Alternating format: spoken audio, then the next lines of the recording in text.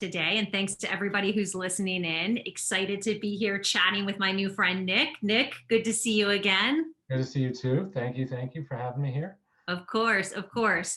So let's jump right in and let's start with you telling us a bit about yourself. I'd love to hear more about your role at Pepsi, your extensive background in CPG, and of course where we're talking to you from. Yeah, sure. So right now I currently lead the marketing strategy and innovation for our Mountain Dew business at PepsiCO, and I couldn't ask for a more exciting, fun, just amazing marketing job to have. It's been such a privilege to work on this great brand. I've been with Pepsi for about 8 years and had a number of different roles, commercial facing roles, innovation roles, just across the organization, and really kind of understanding all the different ways that Pepsi brings to life their brands, whether it's on the food side or on the business side. Prior to that, I worked at Unilever for about 8 years. And again, there I had a wonderful experience in, mostly on the personal care side of things. So working on fantastic brands like Axe. And I kind of tuned in for the last few minutes of the discussion prior to this one. They were talking about Dove, and that's a brand that's near and dear to my heart, having worked on that for a couple of years at the very beginning of my career. But right now I'm in kind of rainy, dreary Larchmont, New York, right outside New York City, and enjoying the entertainment here because outside it's a little bit drab. Yeah, I feel you on the weather. I got a little too overzealous for spring last week with the 70-degree weather. I too am in New York, and so I've got neon fingernails, and they certainly don't match what's happening outside my window right now. So I think that we're all. I'm bringing my own sunshine, Yeah, but I think that we're all getting excited for spring coming around. So thanks for that. Super helpful. Very extensive background in CPG, which I'm sure has helped you in your role here with Pepsi and Mountain Dew, especially being on innovation and being on one of the brands that is kind of on the forefront of innovation and having fun. So the theme of the event today is what's next on the digital horizon. But before we get into what's next, I'd love to talk a little bit about Mountain Dew's heritage, because this was a surprise to me when we talked last time. You mentioned the history of Mountain Dew and where it came from, and it's something that I had never thought about nor had known. So would you be able to share what's Mountain Dew's origin story and how do you stay true to that today?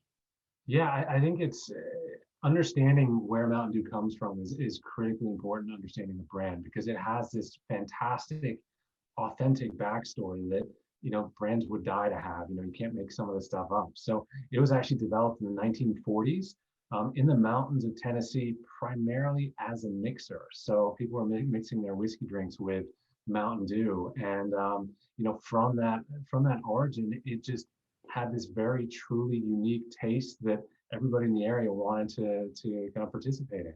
And so that those elements have kind of kept with the brand as it's grown throughout the years. It's truly unique. It's often imitated, but it lives in its own category of one. And kind of this level of authenticity, this level of being kind of unique and a little bit different, and standing for kind of a very differentiated perspective, has kind of carried with the brand all the way through, and is what our fans absolutely love about the brand. And it's kind of a defining aspect that they get excited about and that resonates with them. And it's just been critical to the brand.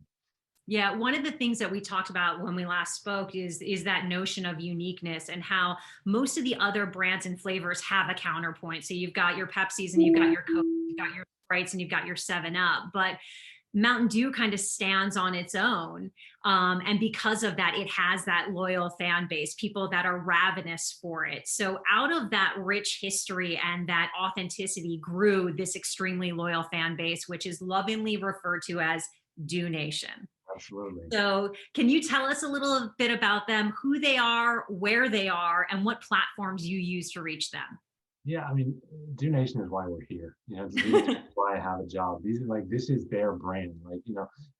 Everything we do is for this group of just, crazy passionate, crazy loyal fans that live and breathe this brand in a way that, is unlike anything else I've seen. They're primarily located in the heartland. I mean, traditionally, that's where we stemmed from, as I said, Tennessee, and kind of expanded out from there. So it has a very heartland focus to it. But honestly, over the years, we've been growing in non-traditional coastal markets. We're seeing kind of this level of passion and loyalty kind of expand out from there into some of the bigger marketplaces in the U.S.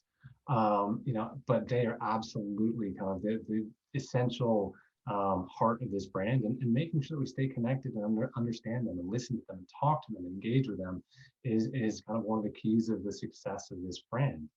The way that we've been doing it, I mean, historically, there's nothing that can replace getting out, and getting feet on the ground in these places and seeing, where they live, where kind of Mountain Dew is absolutely central to the culture. Obviously, in the COVID landscape, that's been a little bit more difficult. I haven't gotten on a plane in a long time. So we've had to kind of rely on other methods just to stay connected with this group. But thankfully, we have a number of really great tools, whether it's social listening. We have this group we call the Green Room, which allows it to kind of subset of hardcore Mountain Dew drinkers and allows us to engage in conversation with these guys and kind of bounce ideas off of them, understand what they're thinking and feeling. And, it can be as big as macro trends and seeing how they're kind of reacting to what's going on in the country's landscape. Or it can be very specific stuff. Hey, what do you think about this? What do you think about that? Or what flavors resonate with you? So that's been critical. We also lean into key influencers. We, try to talk to them at a one-to-one level through our social handles. And then other areas we reach them. We have this thing called Do Nation HQ, which is really kind of a database of, or kind of a loyalty program of Mountain Dew drinkers. And again, it's another way that we connect with them and engage and ensure that we understand what is meaningful to do to them, so that the things that we do, the way that we kind of come to market, is absolutely linked back to these guys as our core consumers. Yeah, the green room was so interesting when you were telling me about that, because since you do have this very committed, loyal base, you're able to tap into them and kind of bounce ideas off of them and see what's going to resonate, what's going to work, what's not going to work. And, back in the earlier days of marketing, back when I first started my career, it was this notion of having these very kind of sterile focus groups that, you didn't really get to know people, and you didn't get to engage with them in the same way, in the more real-time way that you can now through the various platforms that you had mentioned before, whether it's through Reddit or through Discord. But having this more real-time connection with your fans and using them as like a sniff test, like, hey, this is something we're thinking about throwing out there. What are your thoughts on it? Getting that type of feedback, and then ultimately giving your consumers what they want, and then feeling like it's a win-win and it's a partnership. They've spoken, you've listened. So I thought that the green room approach was really cool, very modern, and really caters to this loyal fan base that you have. Absolutely. And I think, this is their brand. And PepsiCo in general is a very consumer-centric organization, but Do Nation is probably at the extreme end of that. And we need to, we do everything that we do, we're doing for this group. So it makes absolute sense to kind of engage with them, really understand and have them co-create with us. Because, they have this passion. They're the reason we exist. And Green Room is just one of the ways that we do it. The other thing is, I'm sitting here in New York. And New York isn't, what we'd call a heavy Mountain Dew market. And so it's absolutely critical, if we're going to be successful, to kind of get out of our world, whether virtually through things like the Green Room or actually going out in the marketplace to really understand the importance of this brand to this core consumer. I think when I first came to PepsiCo, one of the things that absolutely just blew my mind is how different, the supermarket landscape is in these various markets. And if you go into Minnesota or Wisconsin, like, you would think that some brands like Coke and Pepsi really didn't exist all that much, because you have this massive kind of stretch of green, and Mountain Dew is the predominant soda there. And then you go to other parts of the country and those roles are reversed, and it's a sea of blue, or there's red going on there, and there's not that much Mountain Dew. And so it's really important to kind of get out and understand the environment in which folks are interacting with your brand, and how the brand plays a role in their lives, because it makes us so much better at developing the right innovations, developing the right marketing and communications programs, and really understanding what is going to resonate with this audience. Yeah.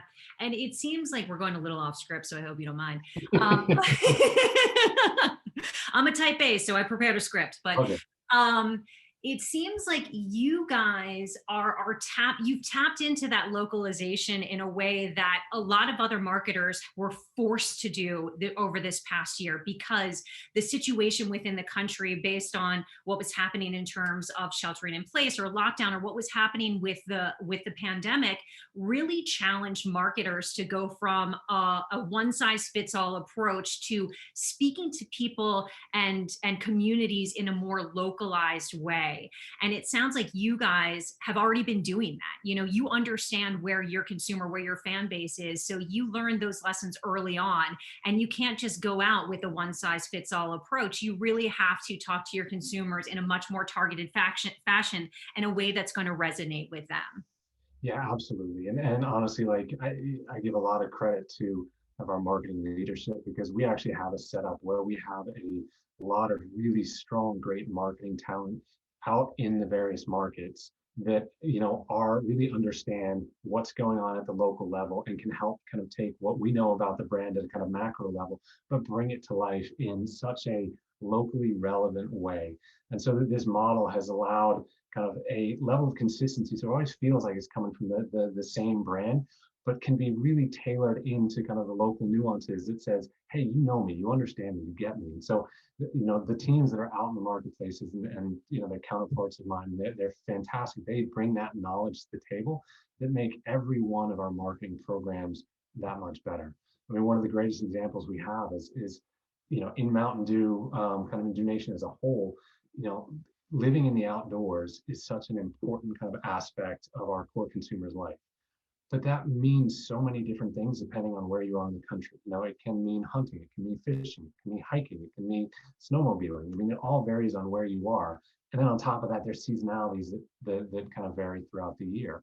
Having people that really truly understand that and can kind of understand what is going to be the right way to take this kind of macro message of, hey, Dew celebrates the outdoors, and brings it to life in the best possible way, is critical for it to land authentically. And thankfully, we have these experts out in the market that really can help drive that message home and partner with us to ensure that this really kind of lands in the best possible way.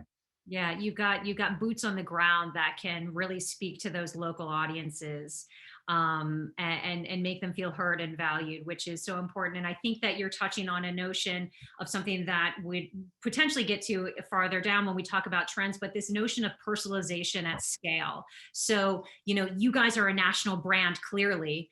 But how do you get some of the more personalization with people in a scaled fashion? And it sounds like you're able to do that through these localized marketing teams who really kind of get down to contextual relevance and context and substance within those markets. So really exciting stuff from you guys.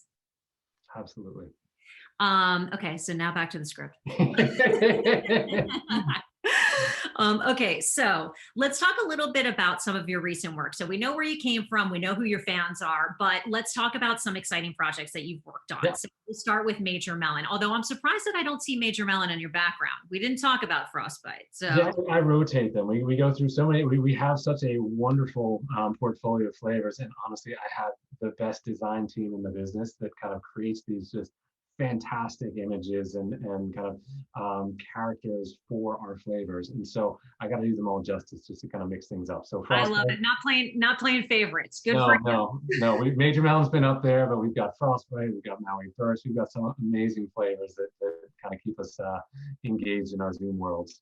Okay, so perfect segue. So when we spoke last week, you said that flavors and seasonal products are a major growth area and a source of innovation for the Mountain Dew portfolio. What drives that? So, I mean, flavors can work in a variety of ways for us. So, for our core drinkers, and the majority of our business are the folks that drink, the green bottle, the one that everybody can immediately The associate. OG, the original green. Yes, absolutely. Absolutely. And I mean, it's such an amazing, fantastic product, and these guys love it. But for core drinkers, flavors actually are an augment to their existing kind of consumption occasions. So when we launch flavors, we're able to actually get an additional moment in their day where they don't kind of walk away from their OG drinking, they will add on a Major Melon, a Code Red, or one of our LTOs, into their mix, which is fantastic because that kind of helps drive the growth of our business. On top of that, the flavors provide a level of accessibility to folks that maybe don't kind of lean into our core business as much as others do. So they, maybe the core green isn't for them, but they might come in through Major Melon with a watermelon flavor, through Maui Burst that has a pineapple, through Code Red with our cherry flavor. And so these flavors drive a broader level of accessibility to the Mountain Dew brand, enabling us to talk to different people and engage with them in a different way. The other thing that we like to do a lot is our kind of limited time offerings, or LTOs. And we create these almost Dew holidays throughout the year, tapped into the passion points that Dew Nation has. So, summertime is a huge passion area for Mountain Dew. And it also is the season that we bring every year our biggest LTO, which is called Baja Blast. And people clamor for it year round. Every year they beg, hey, can you keep this, make this a permanent flavor? But part of the magic is the anticipation that, it's gone for a while. You can't get it very long. But when it comes back, people go bananas for it and buy truckloads of it and stock up and try to almost like buy enough to make it last the entire year round. So, we tap into these passion points, and we've created these kind of holidays that we've calendarized throughout the year to bring new news, to bring excitement.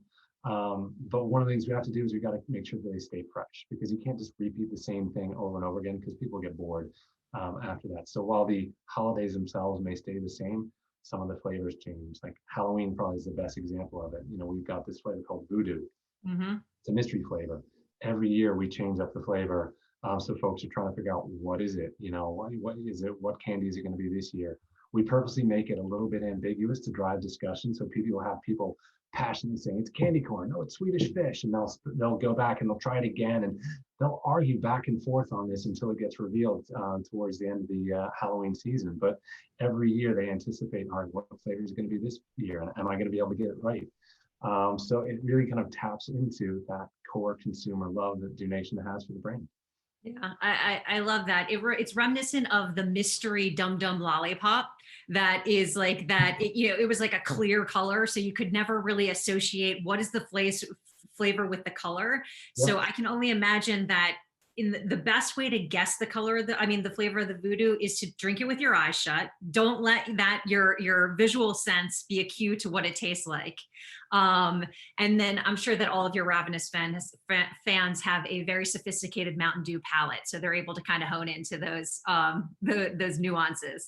You would think, but the debate still rages on. It's one of the best parts of that season is we tune in on Reddit or Discord or any of our other kind of social areas and just watch the debate go. And people that are, first of all, showcasing their Mountain Dew credentials. So look, I know the brand better than anybody else. And I say it's candy corn. Somebody else is like, well, I got equally good credentials, and it's Swedish fish or Starburst or something else like that. And they all enjoy it. It's all in good fun, but it just builds that and showcases that passion that Dew Nation has for this brand. Yeah, the subreddit for Mountain Dew must be wild, and I'd love to see people's Mountain Dew credentials. Absolutely. So speaking of the Major Melon launch, you told me it was huge, that it had outperformed all your projections, and that you guys were having a hard time keeping it stocked on the shelves, which sounds like some of your seasonal products as well. So great problem to have for sure. What can you tell us about that launch? What made it so successful in your eyes? And did anything differentiate it from some of your previous launches that you think drove that success? Yeah, Major Melon's been such a tremendous success. We always get excited about our babies, our innovations that we kind of shepherd through, and we all want to see them do well. But Major Melon has just been such a tremendous, growth driver for the business. It's the biggest CSD innovation this year. And it has just outperformed on all expectations. But some of the things that make it unique is this is the first new permanent flavor introduced since 2010. So 11 years where we haven't had a new flavor that would be available 52 weeks of the year, in every store. So it's a big deal to be bringing this on in a permanent fashion. And, a lot of work went into kind of discovering, all right, what is the best flavor for this opportunity? We've done a lot of consumer research. We're tapping into flavor trends, but the things that we wanted to kind of ensure happened with this flavor to try to set it up for success as best as possible was, you wanted a flavor that was going to resonate with Dew Nation. I mean, they are our core, as I said before, we do everything for them. But you also, when we're looking at flavors, you want to bring it to life in a way that only Mountain Dew can. Like, you don't ever want this to be confused with a Crush or a Fanta or these other great flavor brands, but Mountain Dew is different. It kind of revels in being unique, and you want to make sure that that is clearly coming across. So even though you might take a familiar flavor, we've got to develop it in a way that feels like it looks and tastes, and your interaction with it could only come from a brand, from Mountain Dew. You want it to be unique and surprising enough to really grab folks' attention. But you also don't want it to be so unique and so kind of novelty oriented that people aren't going to want to drink it over and over and over again. Because there's some things that are really cool and like, wow, that tastes awesome. Or, I mean, even our Voodoo variant we were just talking about it's candy based. It's Right. not something people are going to want to drink year round 24/7, but in the window of Halloween makes total sense. Occasional, We, right? Yeah.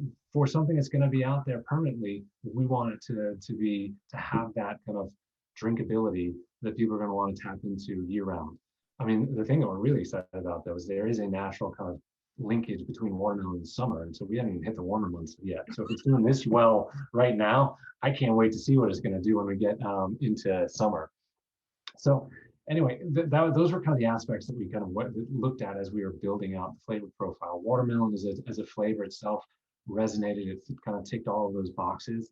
The other thing that has made this launch really unique is, we've seen in the soda business, zero sugar be such a growth drive. I mean, folks are just looking for ways that they can, still get the same level of enjoyment and excitement and refreshment, but maybe not, get as much sugar into their bodies as they did before. And so this is the first time we've ever launched a flavor that's available right out of the gate in full sugar and regular sugar variants. So that has broadened the kind of the potential for this flavor, because it's opened up to a whole group that otherwise might have stayed away because they just said, look, I love the idea of it, but I'm trying to cut back on my calories and my sugar. And then I think that the final piece that has made it such a big success is a lot of work that's been done by my counterparts on the communications team. I mean, the way that this came to life and was launched at the Super Bowl, the biggest stage in the country, in a very unique and Dew-centric way, has just only added to the excitement and to the engagement on this fantastic flavor. Yeah. Let me ask you a quick question about zero sugar versus diet. It seems like there's been a trend to get away from diet for certain brands, maybe because they're targeted for certain people, or their consumer base is a certain type of consumer that wouldn't really want to drink a diet soda. Do you have both the diet moniker and zero sugar, or have you just transitioned completely to zero sugar? No, on our core green business, we still have diet, and it's a critical pillar of our business. It's available in the silver label, and we have a diehard, passionate group that love this brand and love this particular product and buy a lot of it. And so when we're looking to kind of come out to zero sugar, we were looking to people that the diet word just doesn't resonate with them. It kind of takes them down a path that just doesn't, it doesn't appeal to them. And you've seen it across a number of different kind of competitive sodas where something, when it's reframed and rebranded as zero sugar, is just accentuating in a different way, and it drives a greater appeal to an audience that otherwise might not have wanted to kind of get engaged with Mountain Dew. Yeah. Okay, so we've talked about Major Melon, great launch, huge success. We're not even in summer season yet, so it's going to be even bigger then. So looking forward to that. But something else that you've recently ventured into is new territory, not only for Pepsi, but also for CPG in general. And this was really exciting.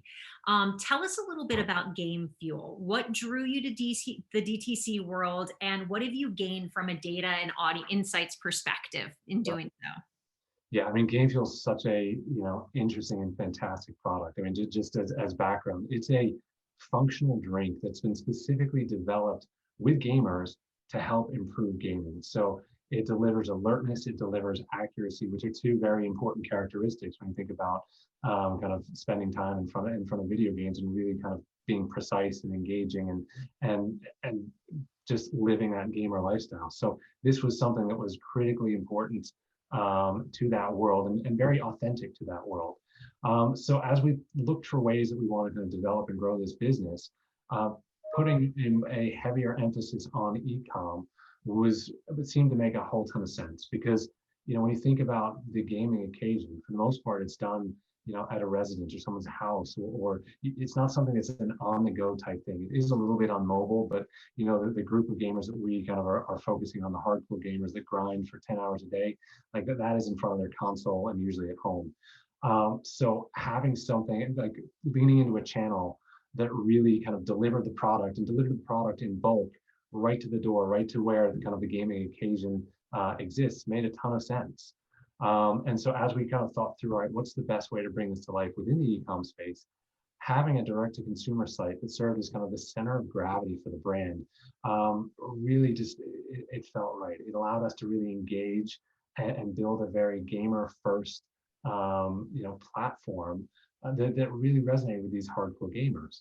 As a result, we're also able to start to kind of pull in our own data and leverage that first-party data to really help us better understand the landscape, better understand if our innovation is working, be better at our media targeting. I mean, like the data can lead to so many incremental opportunities there. So it's really been an exciting launch. We really launched in mid-December, and we're still kind of looking at it more as like a test and learn opportunity. But ranging from how do we leverage influencers to what are the right kind of packs to have on the site, all of that can now be informed almost instantaneously through the data that we're getting on the back end, which in the CPG world, is revolutionary. I mean, I know there's tons of D2C business where this is the norm, but usually like we get our data once a week from IRI and we all kind of huddle around it and try to figure out what's happened in the retail world over the past week.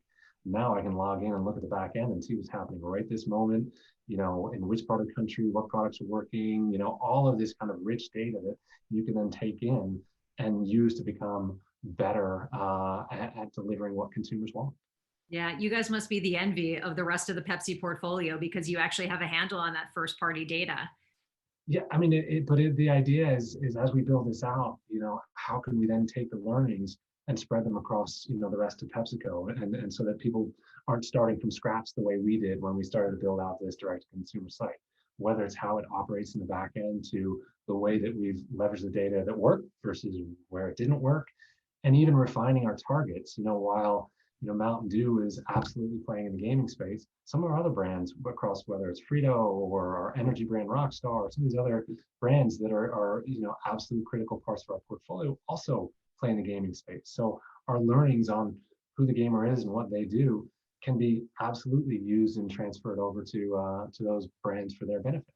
Yeah, that's great stuff. Very exciting. Like definitely the new frontier, I think, for a CPG brand to get that treasure trove of first party data and then be able to action against it. You said in more near real time.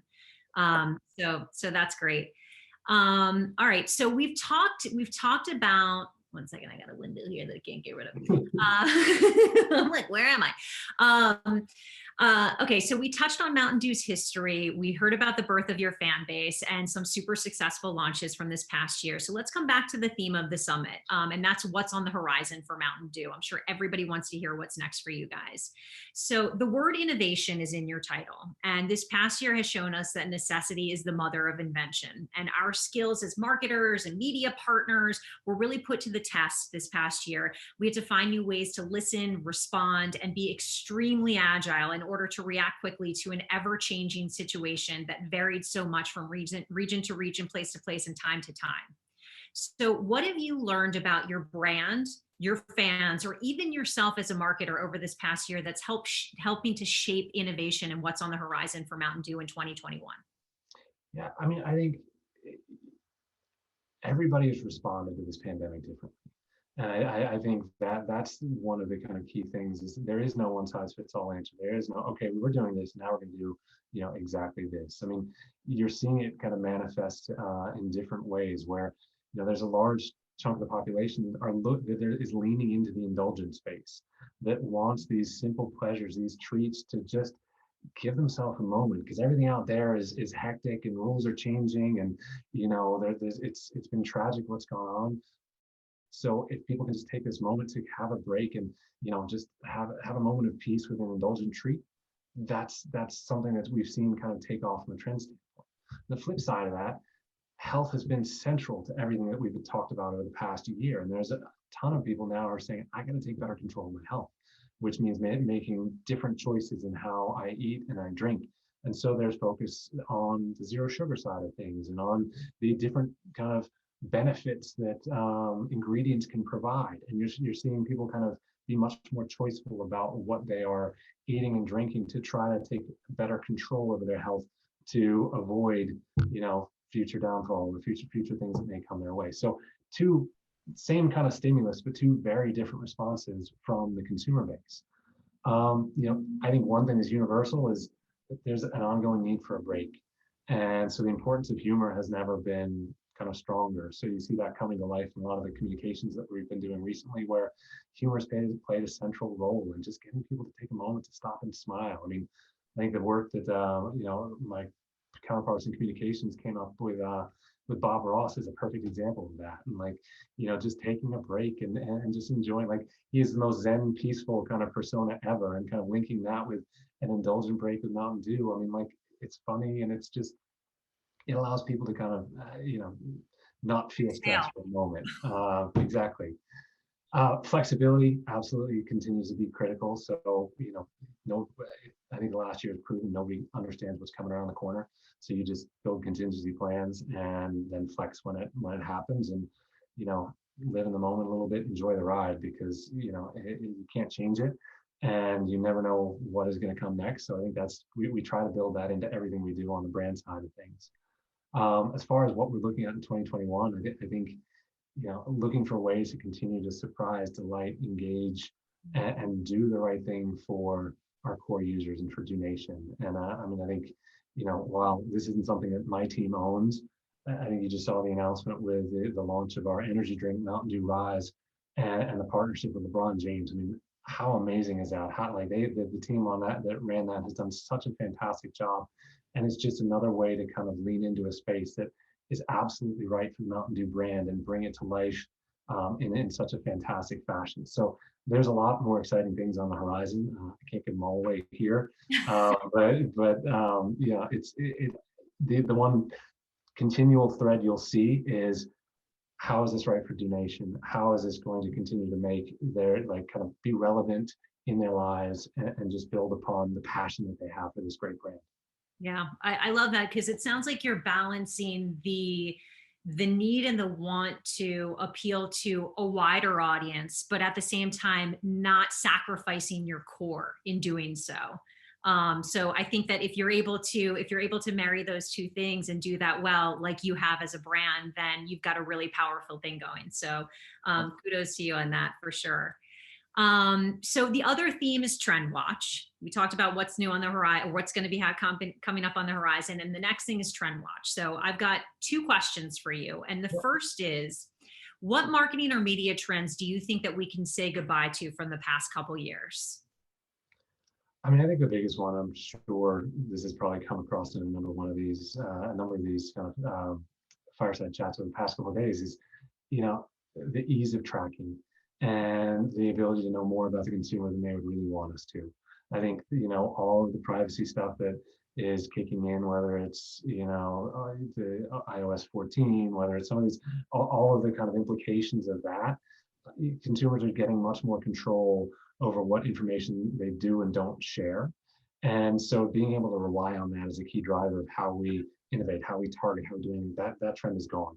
I think, going back to what we were talking about earlier with D2C, it makes getting that data and having people opt in and proactively share those, those characteristics about themselves with you is so important, because, the richness of that and the ability to then leverage that to get it right, because that's all we really want to do, is we want to get it right. We want to make sure that we're connecting. That's going to be critically important. But I think that's the biggest kind of trend that had dominated things for so long that is now kind of going away, just evolving, and it's going to take on a whole different life.